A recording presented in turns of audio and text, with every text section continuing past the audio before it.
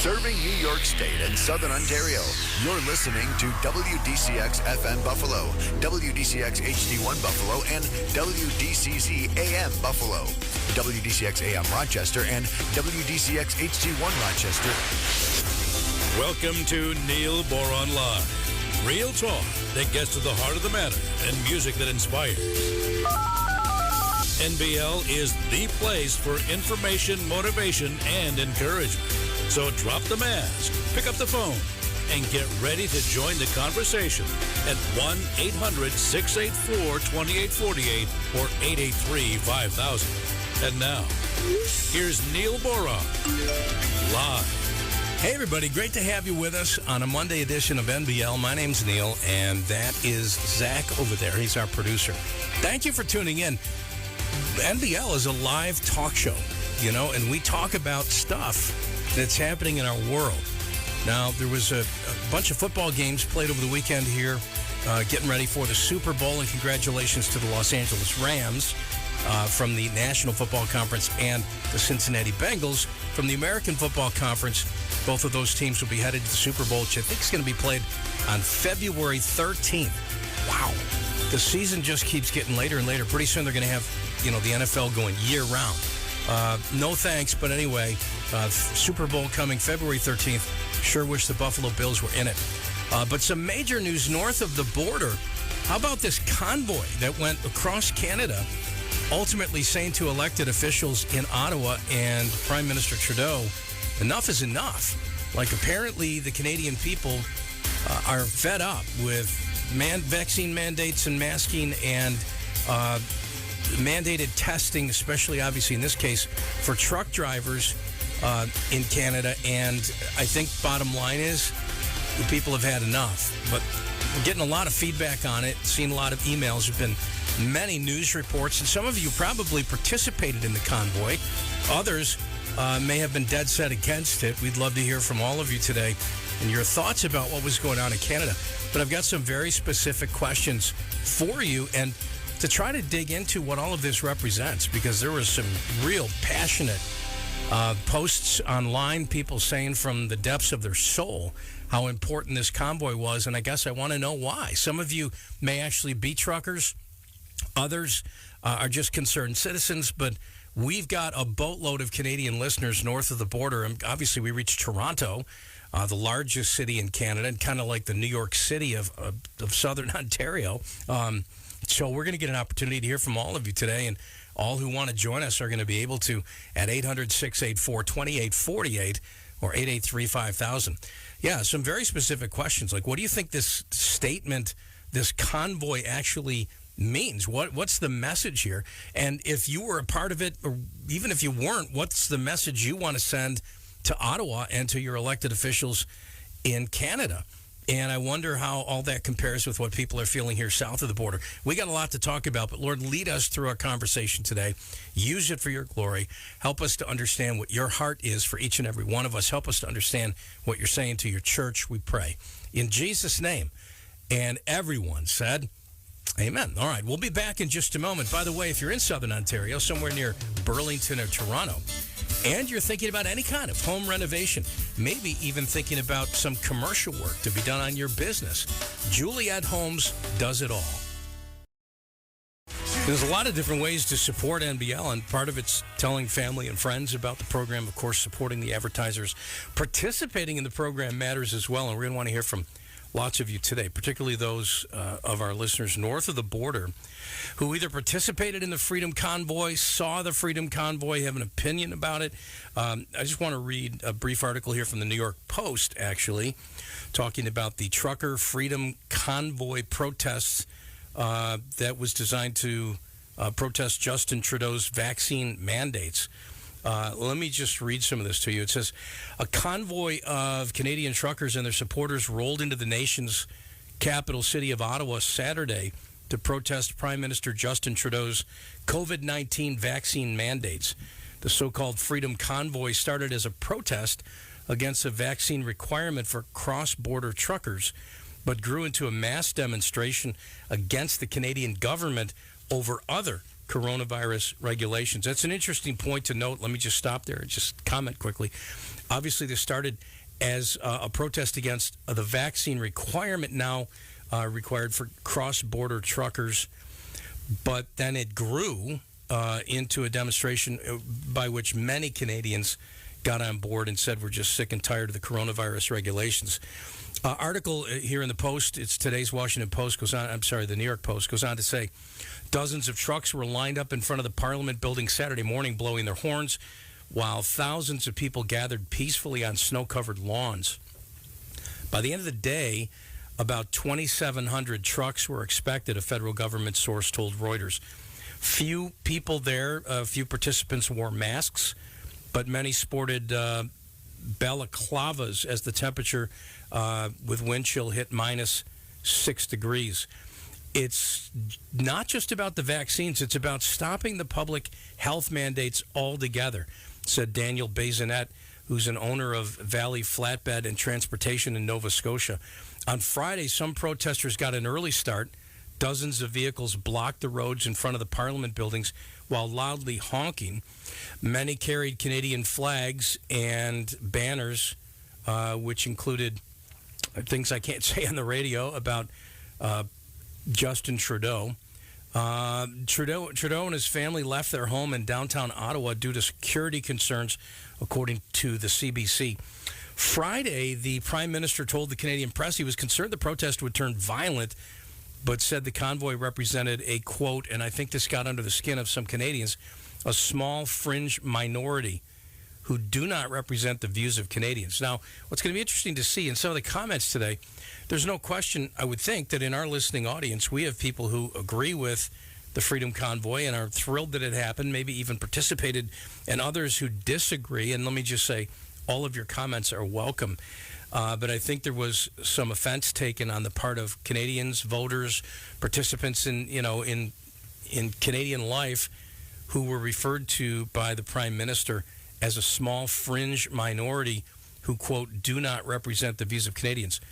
A day earlier, a top official overseeing security for Canada's House of Commons fired off an email warning members of Parliament to go somewhere safe and hide if they witness demonstrations near their residences or offices. Avoid physical altercations, even if provoked. Close and lock all exterior doors. Advise the local authorities and refrain from posting anything related to the demonstration on social media. That, according to Patrick McDonnell, who is Sergeant of Arms, and cautioned members of Parliament about those things. Trudeau announced a vaccine mandate for federal workers back in October, and last month, both Canada and the United States imposed a vaccine mandate for cross-border truckers.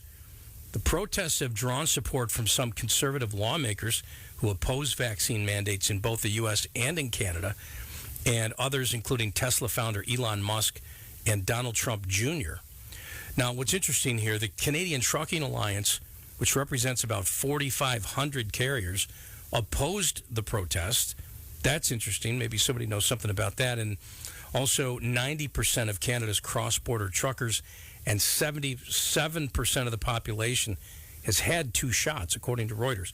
So if those numbers are accurate, this actually does represent a minority, not only of the population, but of truckers as well. However, in just a few conversations, in just a few conversations I've had with friends in Canada, even this morning, there seemed to be an awful lot of energy created by this Freedom Convoy.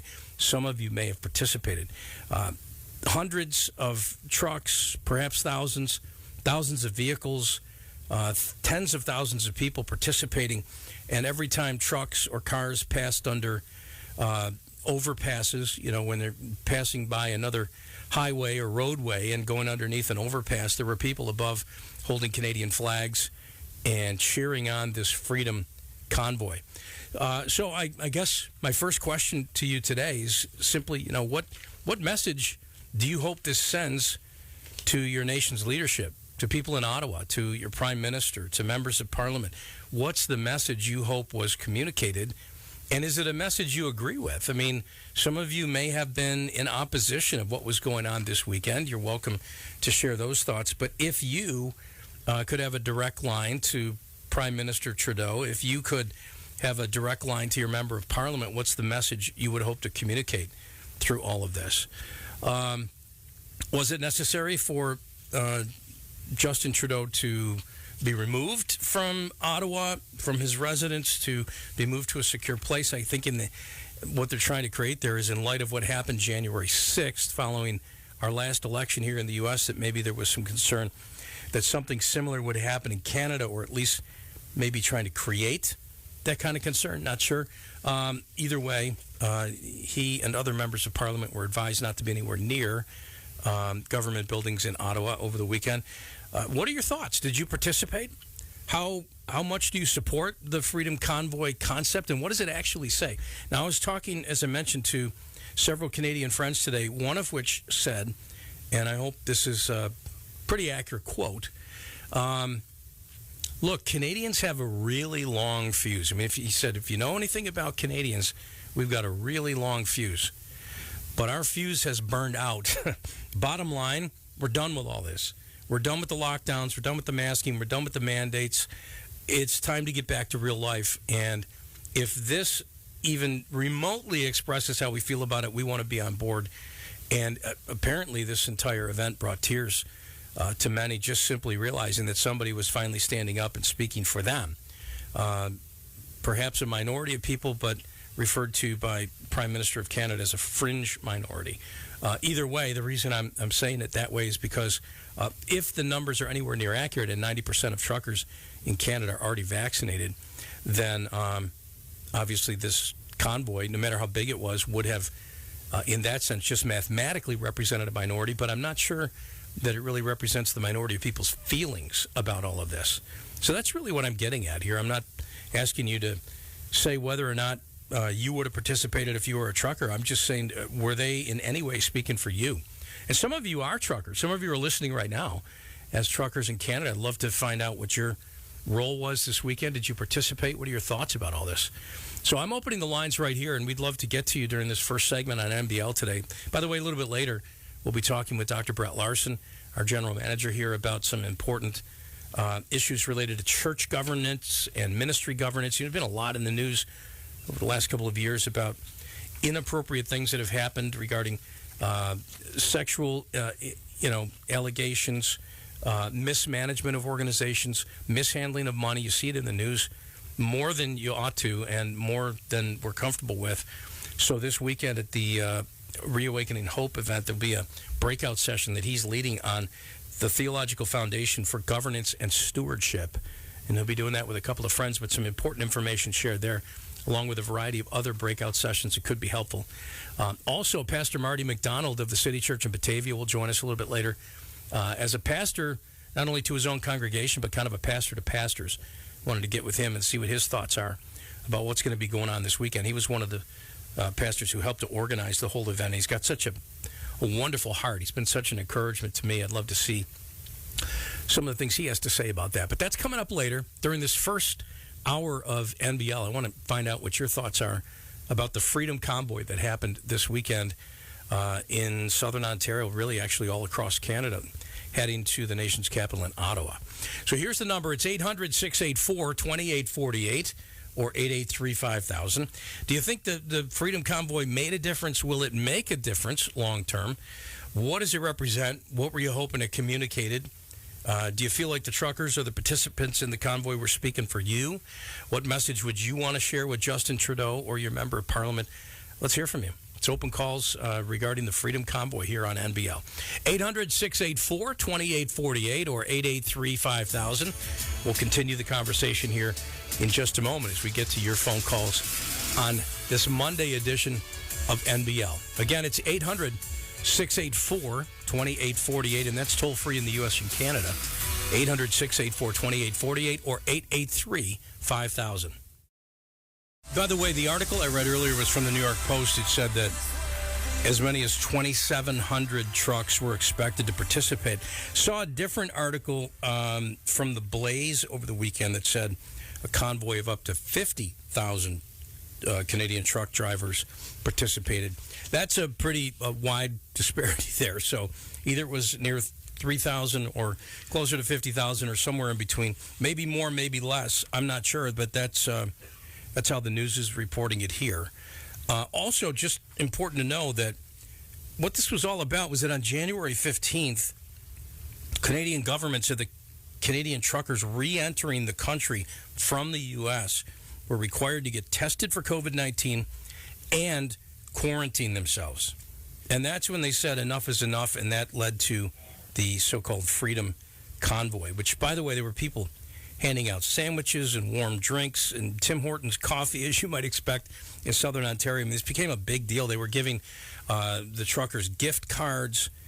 There was a lot of love being shared. And again, I'm sure there were some who were disagreeing with what was going on, but it was a pretty historic event over the weekend. Let me get to Barbara in Niagara Falls. Not sure which side. Are you on the Canadian side, Barbara?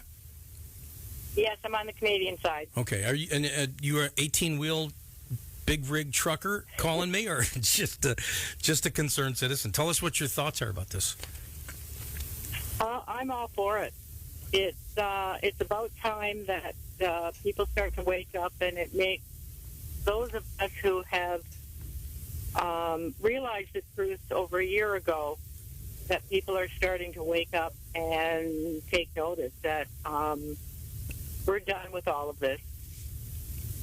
I got the sense, Barbara, that people who were merely observing or maybe, more passively involved, like standing on, overpasses, holding Canadian flags, cheering on the truck drivers, maybe handing out gift cards or whatever, that some of those people who weren't necessarily part of the convoy felt like the convoy was speaking for them. Now, some of them aren't truckers, so in the sense, however this relates to the quarantine and the COVID testing upon reentering Canada, that wouldn't apply, but that somehow it was like, okay, enough is enough. Finally, somebody standing up to the government, and I'm all for it. I'm with them on this. Is that how you feel?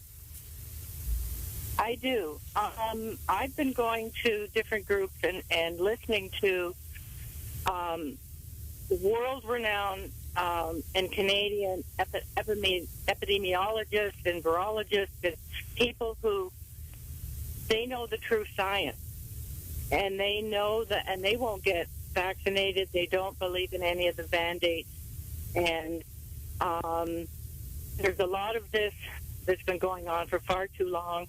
Too many people have lost their jobs, and it's a game that's being played that driven by fear, and it's sad, actually. Right. What's happening here in Canada.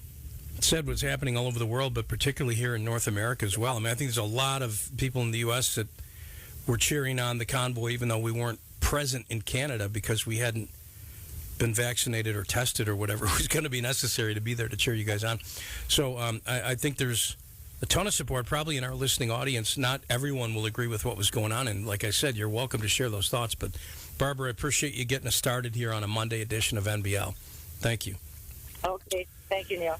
All right, so I guess Io is next from Toronto, our good friend Io. Io, were you out there? You're involved in the delivery business. You drive trucks, correct? I actually don't drive truck. Welcome back, brother. Welcome back. How are you?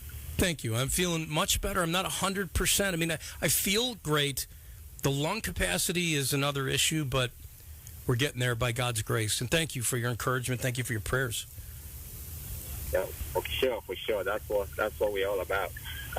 Yes, this my fellow truck drivers. Like I said, I don't drive truck. I basically cross the border to pick up stuff, and right now I'm probably losing about $2,000 to $3,000 every month now because I need to be vaccinated to cross. And this is how bad this is, Brother Neil. All I do was cross over into Buffalo. 10 minutes, I'm in and out, and I'm picking up stuff that needs to go to patients. Some of them are literally waiting for this stuff. Technicians waiting for this stuff. Doctors waiting for this stuff. I can't even come across for 10 minutes to be in and out. And most of the things that are going on right now, the media are not picking this up. There are patients out there that are actually dying because they don't want to be vaccinated, and they're entitled to transplant, and they won't even do the operation for them. There's a particular case where if this patient is not vaccinated, they're not going to do the transplant, and they refuse to take the vaccine.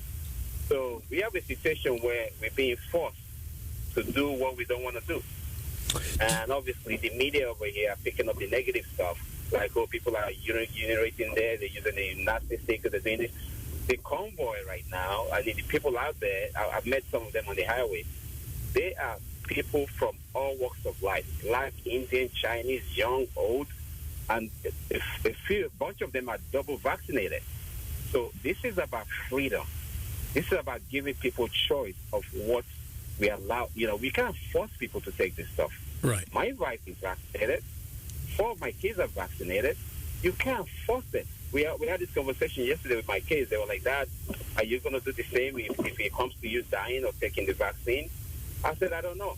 But right now, I am not going to be forced to take what I'm not happy with. And the Prime Minister, Justin Trudeau, why he's so adamant, why he's so, like, forcing people to do what they don't want to do is beyond me. Because all we're trying to do here is get back on the table and start talking about what needs to be done. Ayo, let me jump in. Let me ask you a question. Go ahead. So you said you don't really officially drive a truck, but you are crossing the border, I would suspect, from Fort Erie into the Buffalo area using the Peace Bridge, it sounds like. So you come into the Buffalo area for, you said, sometimes 10 minutes, pick up some materials that are maybe even medical supplies of some kind and cross back.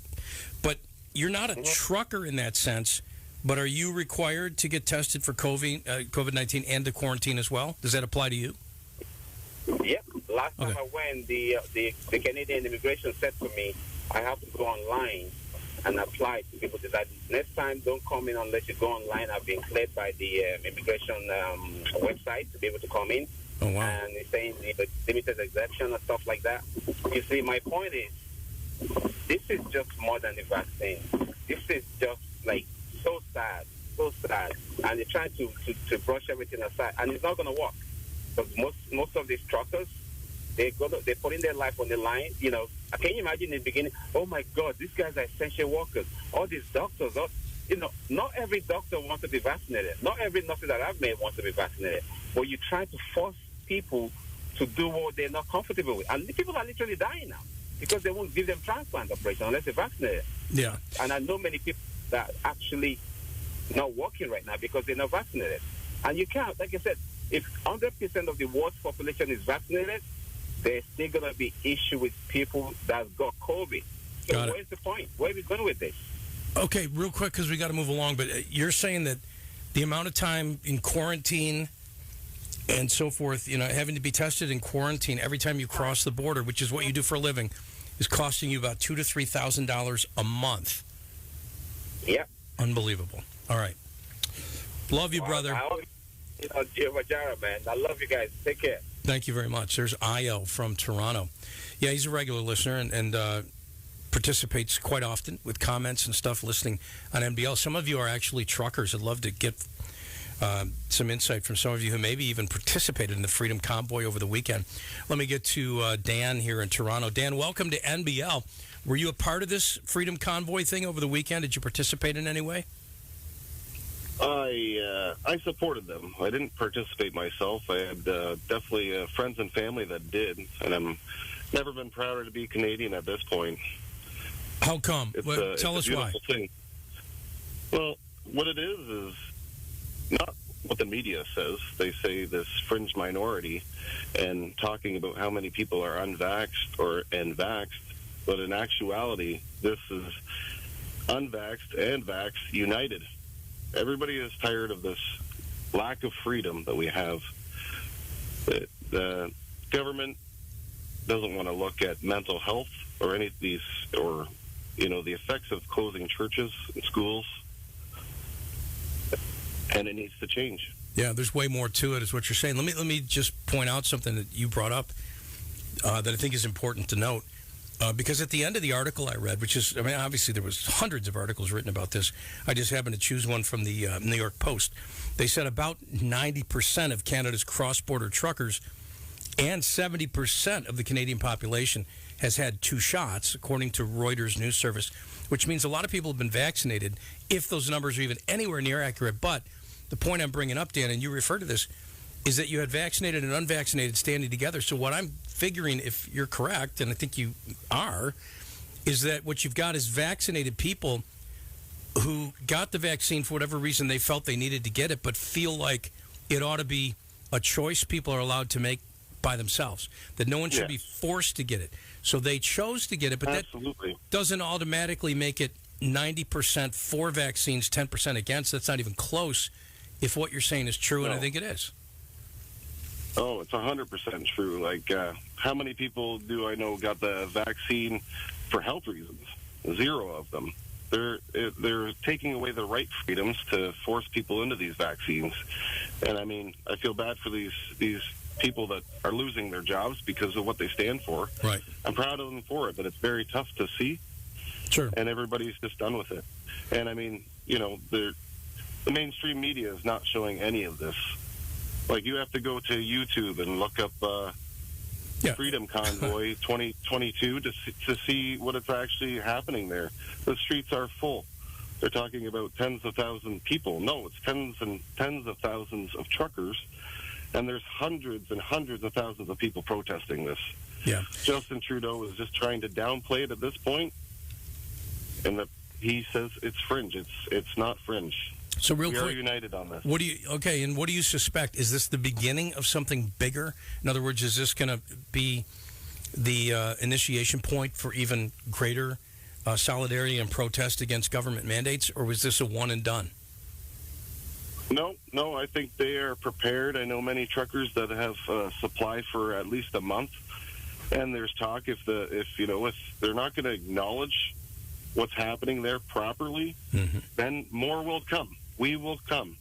Then maybe the trades will head out there. He needs to listen. All right. Well said, Dan. Appreciate your call. Let's move along here quickly. Bob in Bowmanville is next. And by the way, if you've been trying to get through, you've had a hard time, I've got 2 available lines for you. Now's a great time to call. 800-684-2848 or 883-5000 in the greater Buffalo area. Jen will get to you in a second. But Bob in Bowmanville, welcome to NBL. Bob, are you a trucker by any chance? I am. 40 years. Really? Okay. So unvaccinated by choice, vaccinated by choice, where are you at? Unvaxxed by choice. My wife and I came down with COVID last year. We had mild symptoms and whatnot, but we isolated. Family stayed away, sort of thing. And then I didn't think there was a need for it. So I opted out, and so did my wife.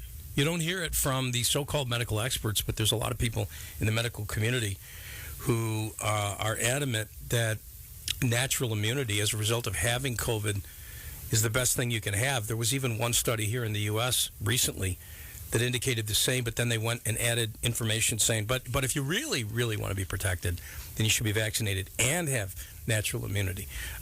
But in any case, you are a trucker, so are you involved in cross-border trucking? Does that directly apply to you, or are you just doing this? Did you participate? Are you supporting as a direct result of how this affects you, or are you just supporting those that are directly affected by it? I'm 100% behind this. Definitely. I used to do long haul. Gave it up probably about 15, 20 years ago. So I run local. I do a lot of rebar and whatnot. But the thing I find is that I just don't like these mandates. I think they're so wrong. We should never have come to this point, especially way back when, TTC drivers were even being forced to do it. Medical. A lot of people didn't want to do it. And I don't think there's a huge risk. I mean, if you've got your shots, I'm sure you're protected, but that's my opinion. But as far as trucking is concerned, my son went out. I couldn't because I've got a back injury, so I was down. My truck is actually parked for the winter. But my son went, and I asked him, I said, legit, is what's going on there? And he said, Dad, it's unbelievable. He said, it's peaceful. There is the media, what they said was so wrong. And I was grateful that I got a lot of, I watch YouTube too. And but no, it's you know what? And everybody is fed up. We've had enough. You know what I think, honestly, is one of the side benefits? It may be a really small benefit, but I think it's going to matter long term, is a number of people who participated in some fashion. You know, they stood on an overpass as this massive convoy passed by, or they actually were there in Ottawa to see just how, you know, congested everything was. And again, this New York Post article said that 2,700 trucks were scheduled to participate. Other articles I read said as many as 50,000 did. I don't think you're going to see that from the mainstream media in Canada. But here's my point. And they said, you know, thousands of people came out when really it was probably hundreds of thousands. And when you see that with your own eyes and then you go home and you watch the mainstream media, all of a sudden you realize maybe we're not hearing the truth from the mainstream media. Now, I'm not saying they never report anything that's true, but I'll tell you, I lived in Washington, D.C. for almost 2 years, and I was in the National Press Club at press conferences almost every single day. And you watch what people say, then you go home, watch what clip they play and how it's presented, and sometimes it's two different things entirely. So I just think that the Canadian people in general are going to be more wary of listening to mainstream media if they participated and saw with their own eyes what was going on in light of how it was reported.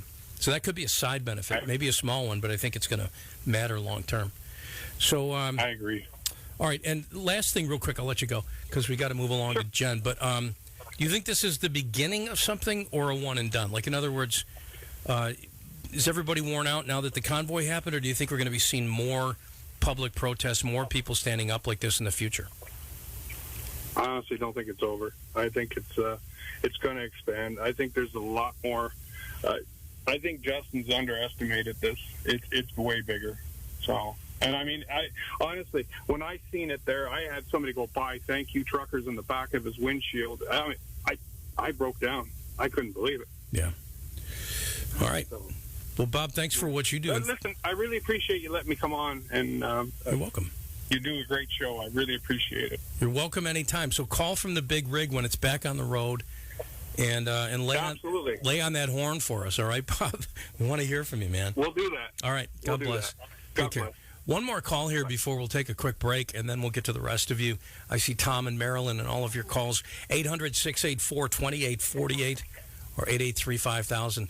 Back to Toronto. Jen, welcome to NBL. Good to have you with us. Did you participate in any way this weekend? I most certainly did by honking, by passing on the overpass. Gotcha. Okay. All right. So you were in. I couldn't go to Ottawa, but yeah. All right. But tell us what all of that meant to you. Like, obviously, you're calling the program here. You were in support of what was going on. How come? And why did you feel as strongly as you did that you actually participated by going out and honking your horn? Well, I was on the highway anyway, but it was really, really good to see. And the thing is, Neil, this started with 2 weeks of lockdown to flatten the curve, right? And we're into 2 years. And this is what happens when you give the government an inch, they take a yard. It's all about control and a list of other things, but they had to test the waters, and that's what they constantly do. So in the beginning, they say, okay, 2 weeks, people were cool with it, then they extended it for a month, and you're like, okay, and then they say 6 weeks, 8 weeks, and then they just keep going and going, right? So when does it end? And now it seems like you're not free. They have basically freedom. That's what we're fighting for, because imagine they can tell you where to go, when to go. You can dine in, no gyms. Right. The U.S. is a little bit more flexible, but because, there's so many different states and Supreme Court, you know what I mean? It's just, sure. It's a much better system, if you ask me. Canada is becoming like a dictatorship, and all they do is feed off of people's emotions, driving that fear factor, pounding the amount of debt, pounding the amount of positive tests and stuff like that. But if you look at the general population, it's still less than 1%.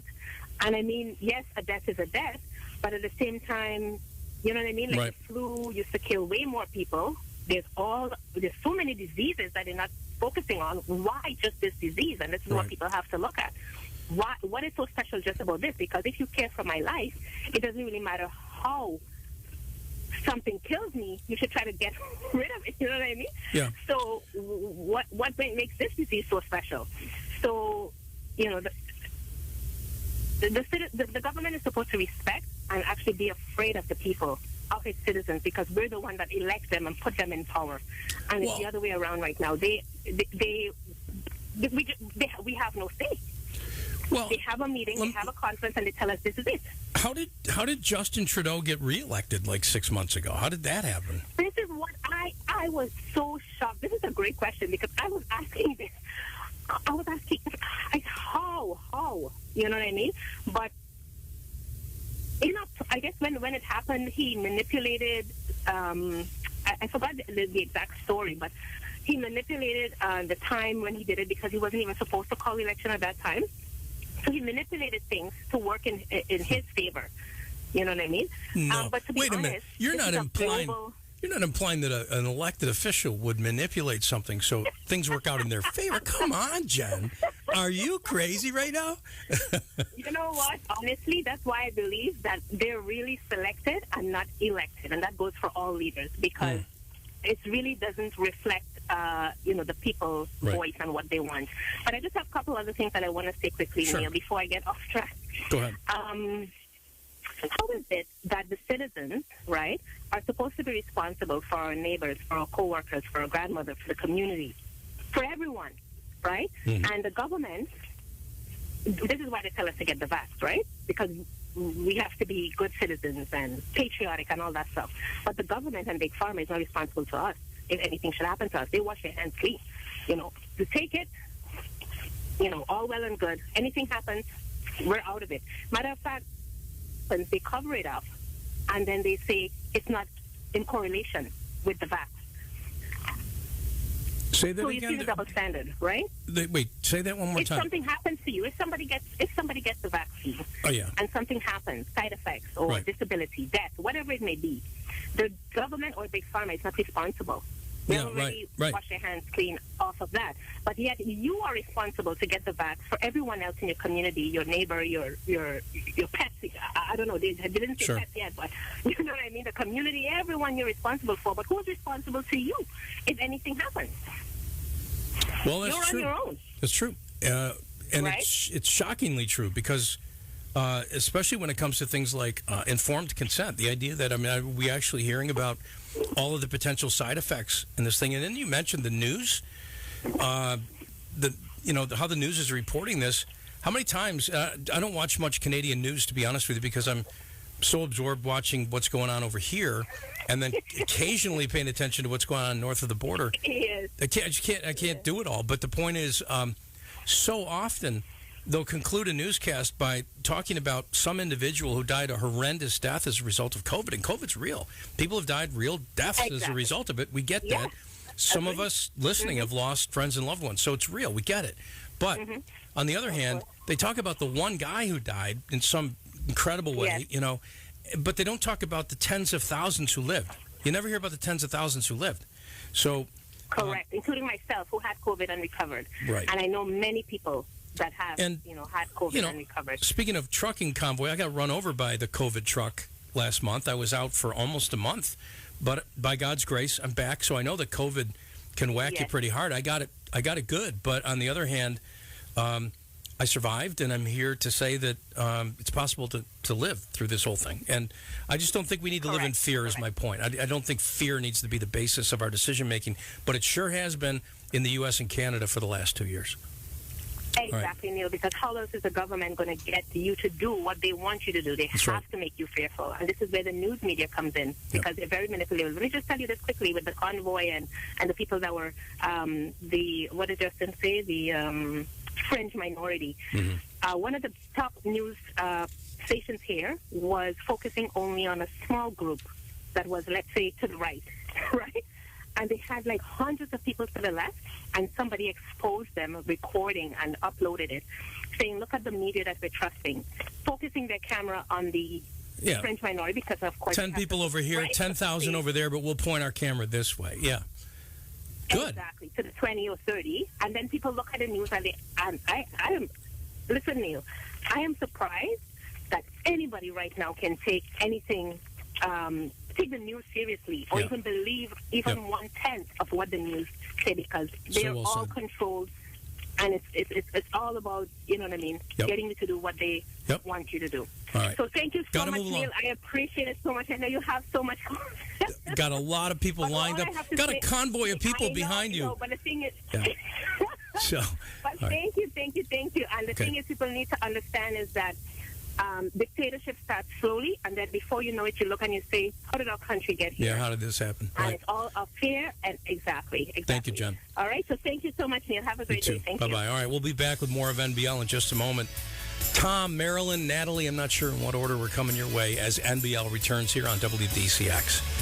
Program today is brought to you by Firth Jewelers. They just coming off Wedding Band Weekend. Incredibly successful. There's always something on sale and affordable at Firth. So let's get back to it. This Freedom Convoy capturing a lot of attention worldwide, literally, as so many participated across Canada. Tom in Buffalo has something to say about it. And, of course, you're on this side of the border, Tom. What were your thoughts about what happened this weekend in Canada? Oh, hold it.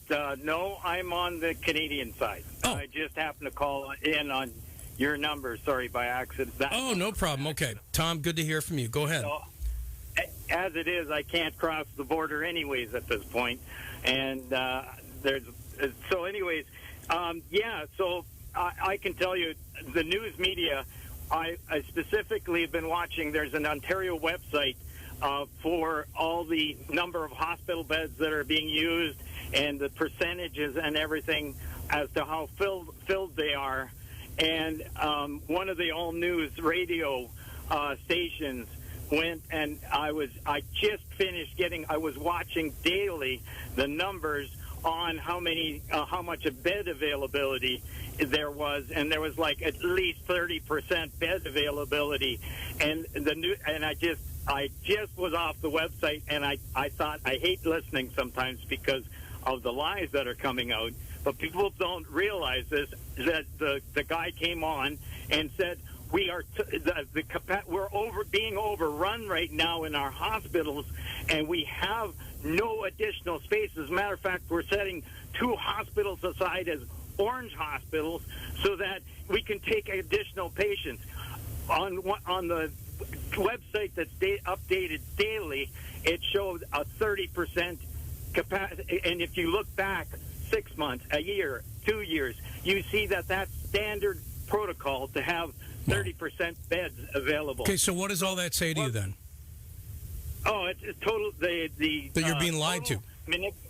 It totally lied. Yeah. So what I've done, what we've been able to do, I really suggest that our Canadian listeners pick up Canadian flags and put them down, put them on out the road. You guys in the States, I tell you, you're patriotic. Every other house has a U.S. flag hanging there. In Canada, we only bring out, I tell you, we pray and we sing True North, Strong and Free, God keep our land glorious and free, and we only bring out the Canadian flag on Canada Day. Yeah. But in this case, these truckers, there's flags. My family was able to participate over the skyway, like the QEW on the overpass, and it was lined with people. But so what I'm going to suggest is go to the dollar store. They have 4, and put them out there. And you know what? I thought, how difficult is it because they've been telling us, they've been cranking up the news media saying we are the fringe of people that really want to see a change. We want to, and they keep telling everybody what to believe. And in this case, what I did is I went down my street and I knocked on each door. And out of about 14 homes, I just started, and I suggest everybody does this, is go down the street and just be, hey, I love Canada. Just if somebody, like I had 2 people that were absolutely not, I don't want to have anything to do to show support for stuff right now for Canada. And I said, okay, and they had a bone to pick, and I just said, okay. But you know what? That was only 2 people out of 3. So, But then again, I got to get to these other calls. But Tom, I think what you're referring to is support for the Canadian people that represent the Canada you know and love, as opposed to the one that's being stuffed down your throat these days, because people may be taking it wrong. Neil, there's a couple things that I think is really, really key that people don't understand on this thing, and that's so with Health Canada. I have, I'm into the medical devices. Okay, you got 60 seconds, Tom. Go ahead. All right. We got Health Canada approval to go forward with a study to use light technology to reduce the inflammation in the lungs and save lives. And there's other research that points to that happening. We had 3 hospitals lined up so that the trial could be done, so we could start saving some lives of people who have lung inflammation. We got everything ready. We had the money in place. Everything was go. And overnight, the principal investigator got cold feet. Why, Neil?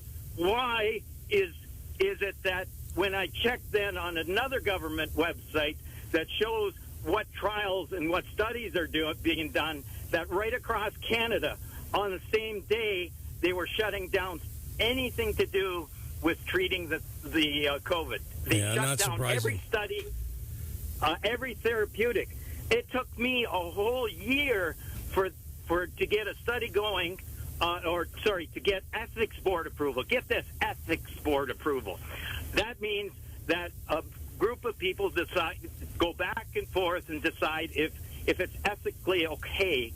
And in our case, this was to save people's limbs from getting diabetes when they have diabetes, to lose their limbs.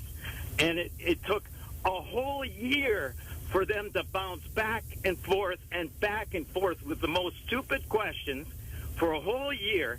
And we're talking, finally we got going on the study. And here what happens is we finally get the study going, but it took a year.